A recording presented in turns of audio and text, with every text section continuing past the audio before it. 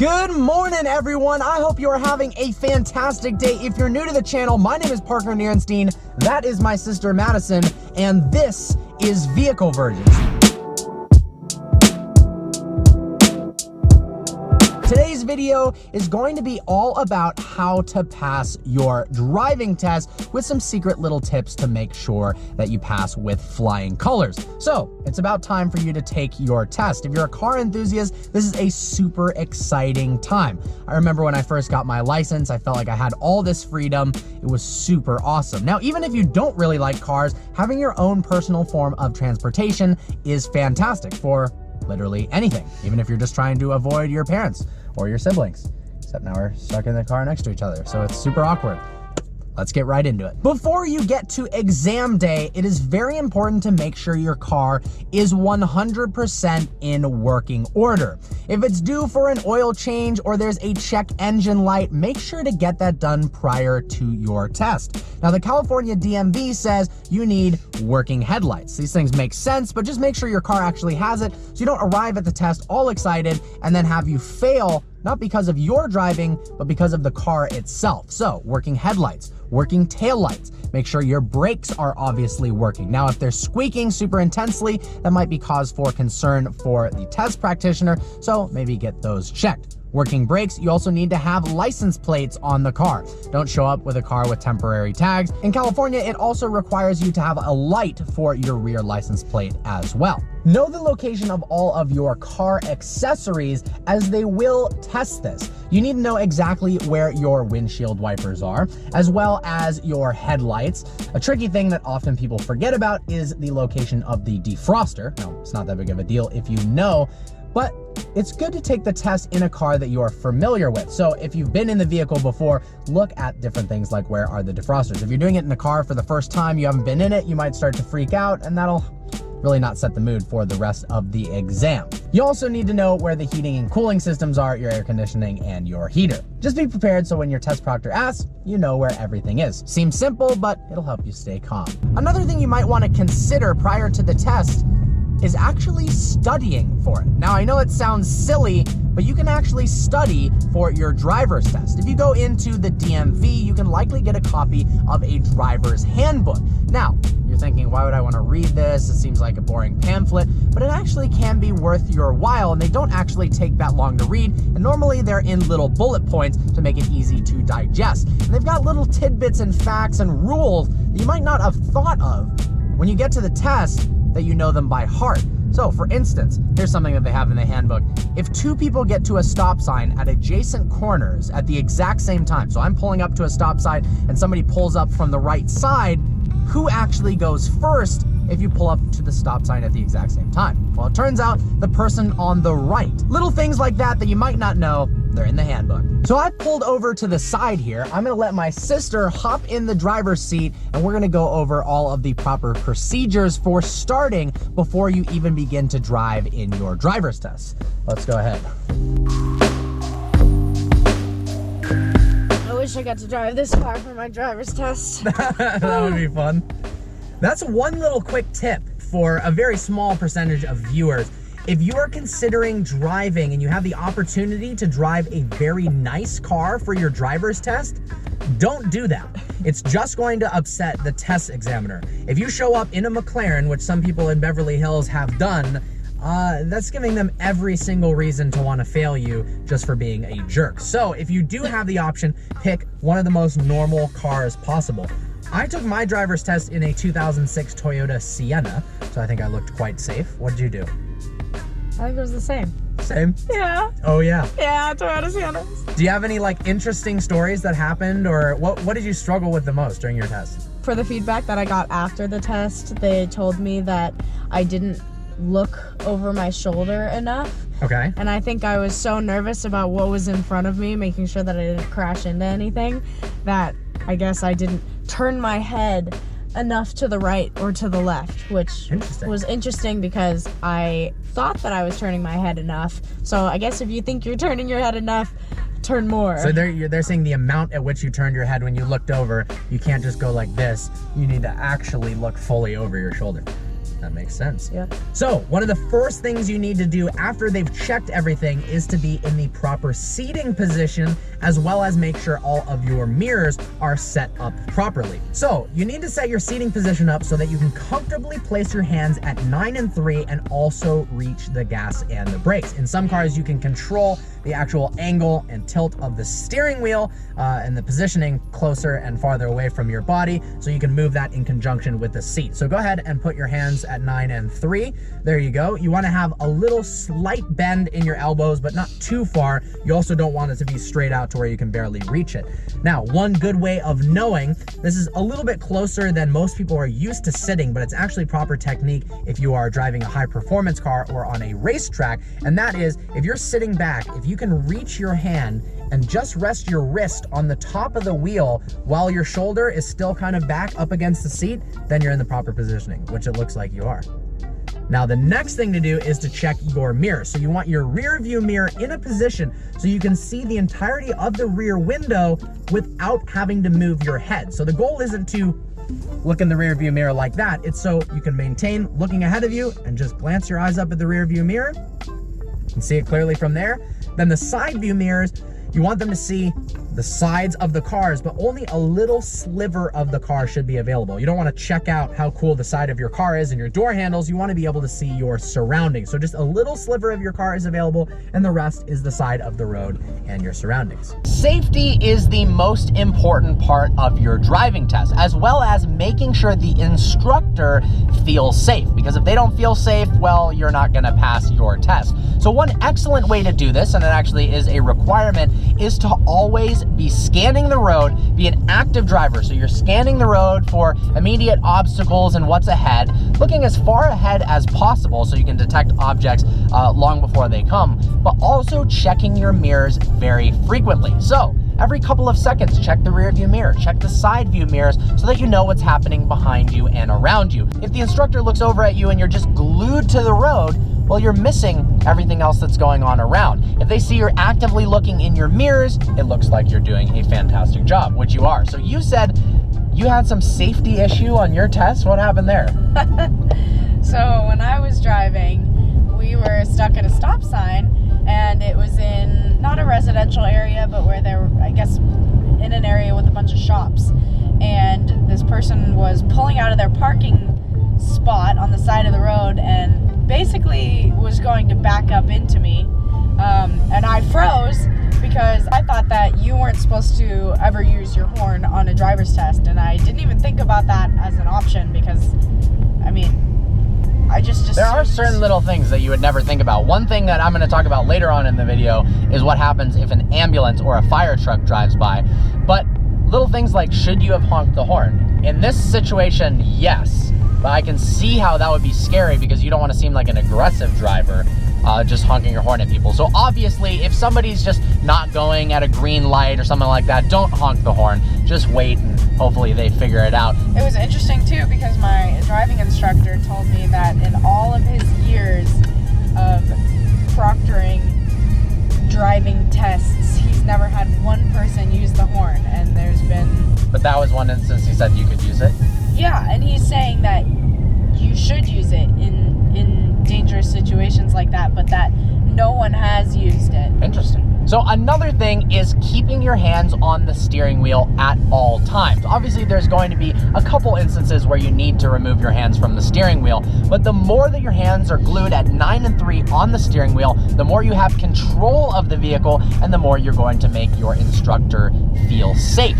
Another element of feeling safe is proper following distance. You do not want to tailgate people. Obviously, if you're in bumper-to-bumper traffic, having following distance isn't really a possibility, but in general, you're supposed to follow the 3-second rule. The 3-second rule gives you ample time in case the person in front of you makes an emergency stop. You can then react to it, because you can't stop right away the second they start braking. You have to first process what's happening, then decide to brake, react to it, and then slow the car down. So what does the 3-second rule actually mean?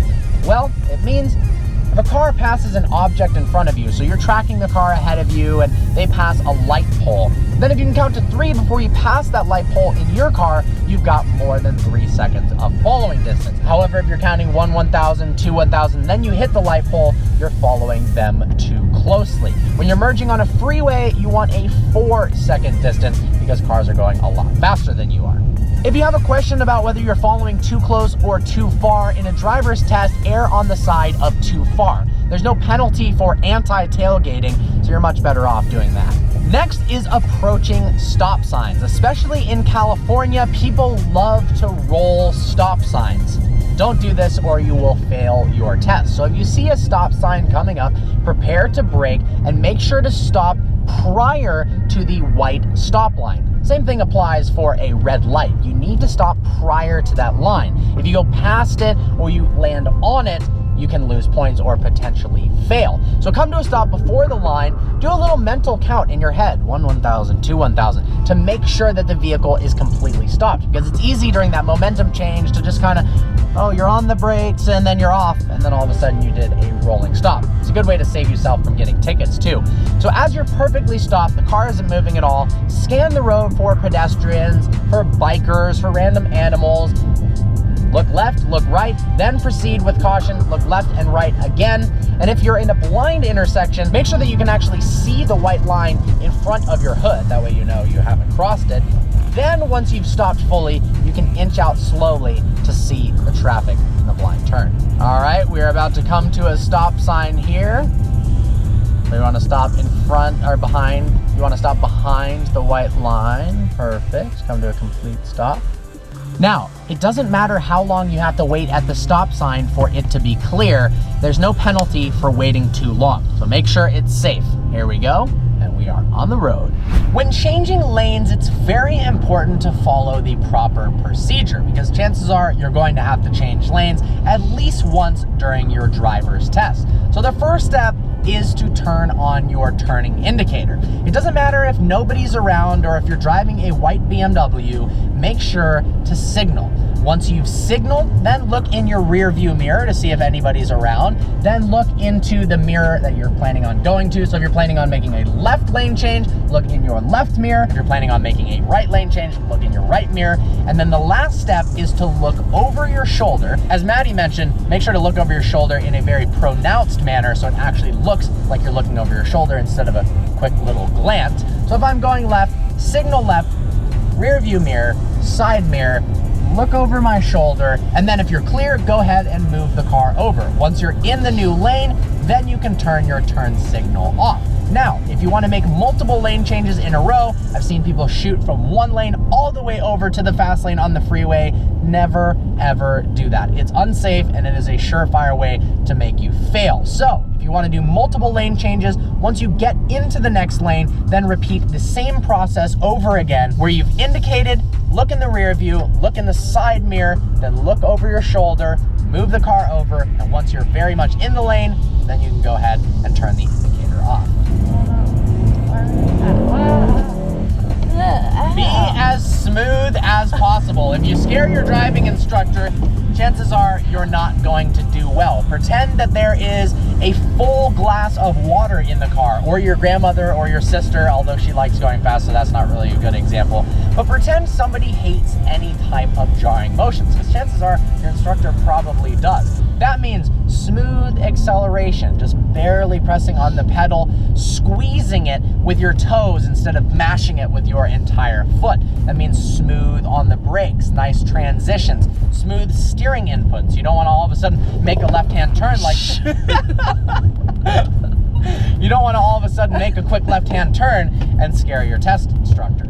Make sure to give plenty of space when pulling out in intersections, especially ones with high speeds. If you have to wait at a stop sign or wait in an area for a long time, don't worry. Just because it feels awkward doesn't mean it's not the best decision. Don't go ahead and pull out because you've been waiting for 15 seconds and you've gotten tired of waiting. Make sure there is a prime opportunity to do so. There's no such thing as waiting too long in an intersection for a free space. Even if it takes up to a minute, it's not going to make your proctor uncomfortable. What will is if you pull out in front of another car. Something new drivers do a lot is veer to one side of the road.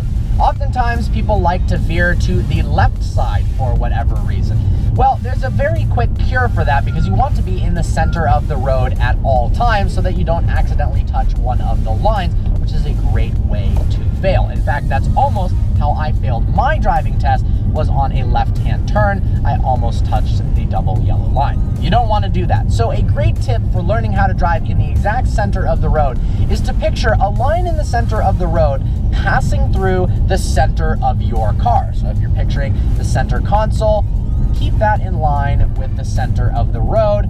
It actually makes it pretty easy to keep center. Before braking, you should always check your rear view mirror to see what is behind you. Obviously, in an emergency situation, you don't always have the luxury to check your mirror, but hopefully an emergency does not happen while you are taking your driver's test. Now, you should be looking at your rear view mirror every few seconds anyways, but if you're coming to a stop sign or stop light, make sure to check your rear view mirror as you're braking to make sure somebody's not tailgating you. That way, maybe you can tap on the brake once to let them know and then come to a stop safely without them plowing into you.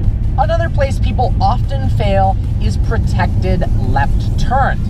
Oftentimes in the protected left, the actual line that goes through the intersection stops, so you can't tell exactly where you're supposed to drive. Well, a really common error and mistake that people make is to cut the corner too closely and go over the double yellow or the white line on the left side of the car. You don't want to do this as it's an instant fail, so make sure when you're doing protected left-hand turns that you're staying with the curvature of the road and you don't cut the corner. I seriously see this all the time, and it's a fantastic way to make sure you fail. Lastly, it's important to know what to do in case there's an ambulance, a fire truck, or a police car with their lights on. Now, legally, you have to veer to the right to let the vehicles pass. So let's say an ambulance is coming up behind you, you hear it. Now, make sure you don't have your radio on, you don't have anything on that would distract you so you can hear everything around you, but you hear a siren behind you. You should be scanning the road at all times to make sure that you're aware of your surroundings.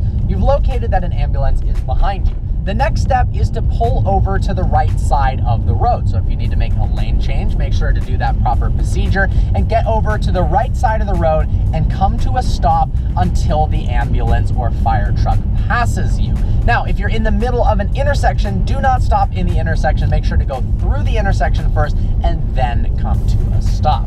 Another tip is to shop around DMVs. You don't necessarily have to take your test at the DMV that's closest to you. Maddie brought up an interesting point.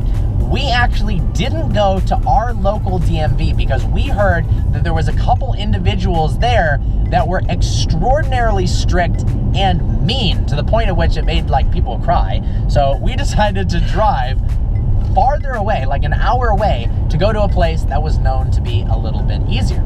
It's not cheating, that's just figuring out some information and finding out that the routes in a certain city might be a little bit more lenient and the people are nicer there.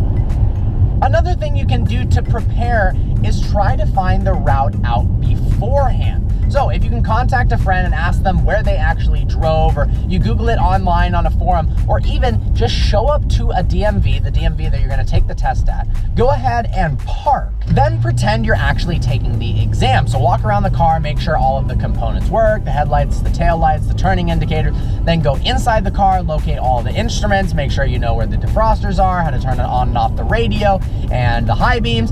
Then go ahead and actually drive the streets around where the DMV are so you can familiarize yourself with the area. Chances are, if you know the area, you recognize some buildings, some streets, some stoplights, you know the lay of the land, you're gonna feel a lot more confident. Honestly, that's the biggest thing, is just confidence. You know how to drive, you've taken lessons, you've done it before, you've practiced. So just breathe deep, get a good night's sleep beforehand, eat a good breakfast, and get ready. You're gonna do just fine, especially if you follow all of these tips. Well, I hope you guys enjoyed this video. If you haven't subscribed to the channel yet, smash that subscribe button. I look forward to seeing you next video. Like gravity!